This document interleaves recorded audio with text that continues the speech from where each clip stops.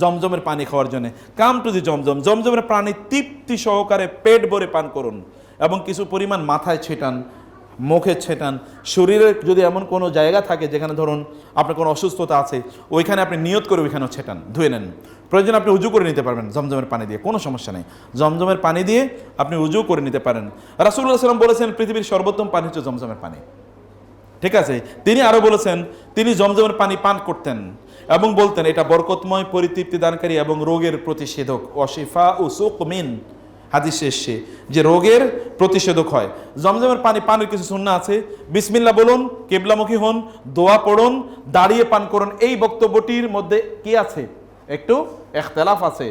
বরং জমজমের পানিও সহ পৃথিবীর সকল পানি বসে খাওয়া কি সুন্নাহ, পৃথিবীর সকল পানি বসে খাওয়া সুন্নাহ। কেউ কেউ বলেছেন জমজমের পানি পান করে, যেটা হানাফি মাযহাবের ফতোয়া।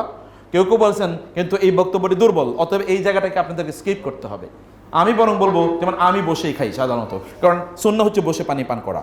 ঠিক আছে, তারপর 3 নিঃশ্বাসে পান করুন, এরকম বক্তব্য আছে। পানি তো আসলে 3 নিঃশ্বাসে রাসূল সাল্লাল্লাহু আলাইহি ওয়াসাল্লাম খেয়েছেন, এটা আমরা জানি। এতটুকু আপনি করতে পারেন, কোনো সমস্যা নেই। তৃপ্তি সহকারে পেট ভরে খান, পানি শেষে কি বলবেন? আলহামদুলিল্লাহ বলতে পারেন। জমজমের পানি খাওয়ার জন্য এরকম একটা দোয়া আছে। এই দোয়াটি আল্লাহুম্মা ইন্নী আসআলুকা ইলমান নাফিআ ওয়া রিজকান ওয়াসিআ ওয়া শিফাআম মিন কুল্লি দা।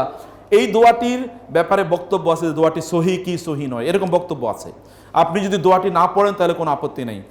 এই কারণে দোয়াটি আপনার না পড়লেও চলবে, কারণ দোয়াটি নিয়ে যেহেতু কিলোকাল আছে, মানে দোয়াটি দুর্বল সূত্রে বর্ণিত এরকম প্রমাণ আছে, সে কারণে আপনি সেটা না পড়লেও চলবে। কিন্তু আপনি জমজমের পানি তৃপ্তি ভরে খাবেন, এটা হলো এখানকার মূল কথা, মূল বক্তব্য। এবং জমজমের পানি আপনি একটা নিয়ত করে খাবেন। যেমন ধরুন অনেকের অনেক ধরনের রোগ আছে, পেটের রোগ আছে, অথবা ধরনের শরীরে আমি বহু লোকের কথা জানি যাদের ক্যান্সার পর্যন্ত ভালো হয়ে গেছে। এটা আল্লাহ সুবহানাহু ওয়া তাআলা নোজ।